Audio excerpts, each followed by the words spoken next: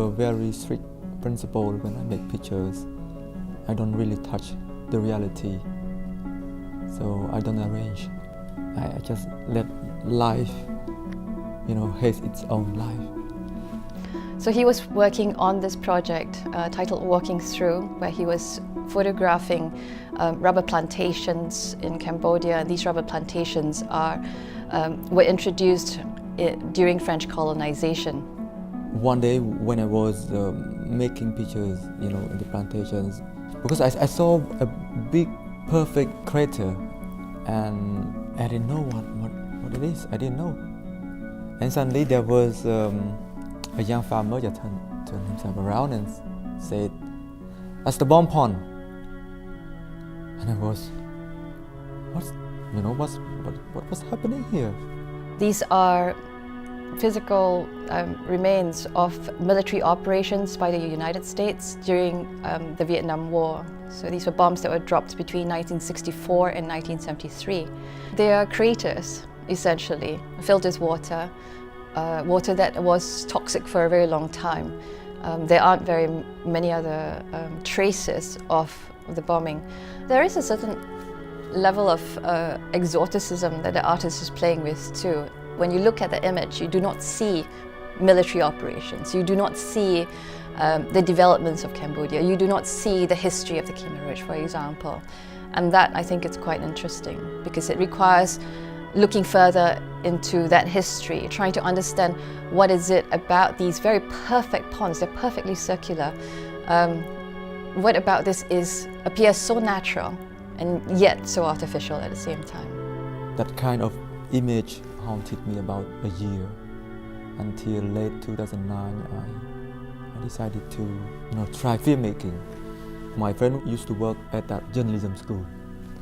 but they decided to give us the HD, very old HD cassette. We have small tape,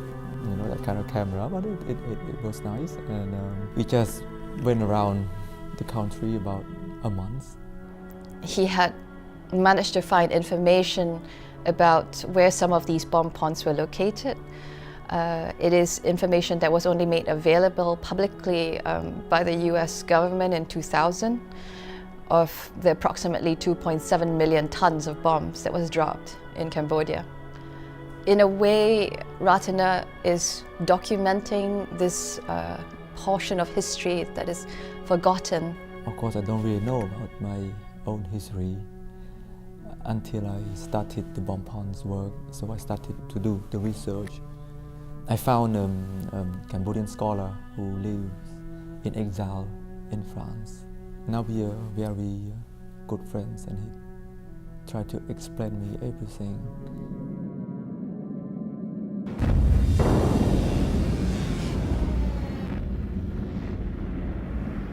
ដឹងអ្នកណាទម្លាក់ពួកខ្ញុំមិនដឹងដែរឃើញតែកប៉ាល់ហោះមកអញ្ចឹងស្រុកខ្មែរយើងក៏អត់មានពលានយន្តហោះណាចុះចតយន្តហោះនឹងបានលឺសសូរមកដល់មិនដឹងជាទីតាំងចុះនៅទីណាអត់ដឹង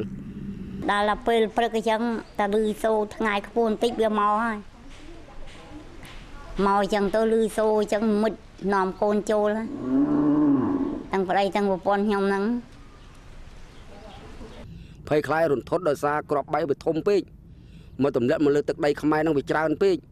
បើយើងរាប់ទៅវារាប់មិនអស់ដោយសារទម្លាក់ច្រើនពេក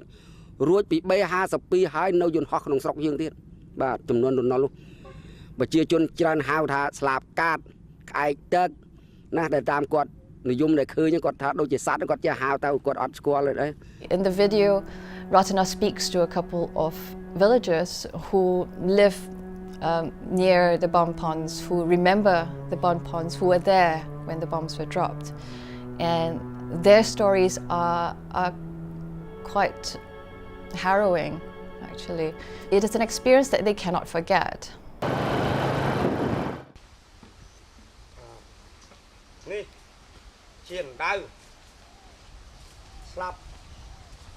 Chị đôn chị ta nhóm đi, lao chị phò ta, và mùi mưa nào,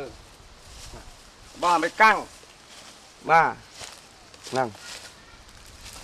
មកដល់ទាំងនេះតម្លាក់ទាំងហ្នឹងទៀតហើយមើលចម្ងាយប្រមាណចង្អាមពីណៅក្របមកខ្ញុំមកជាមួយយាយខ្ញុំទាំងហ្នឹងបាទប្រមាណចង្អាមហ្នឹង4គ្រាប់បាទបងក្របចេញឈាមតាមតិចតាមច្រមុះតាមភ្នែកដោយសារហ្នឹងបាទខ្ញុំរត់មកក្រាបជាមួយយាយខ្ញុំក្រាបចឹងបាទខ្ញុំក្រាបចឹងនៅក្រាបយាយនៅតែយាយចឹងមើលអោបដៃយាយចឹងអោបចឹងយាយនៅឈាមយាយយាយស្លាប់ហើយ You know, it's caused a pain when after we know that because we have to accept the truth and then we have to accept that our heroes are our enemies. So I think it's perhaps necessary, almost cathartic, to look at this history, not simply to place blame, but to understand the context of why even this occurred. This was during the Vietnam War, and it's a long history as to why the Americans were bombing Cambodia. They were trying to flush out the Viet Cong, who were basically scattering. I don't have the pretense to change the world, but to understand, just to try to heal myself. Yeah.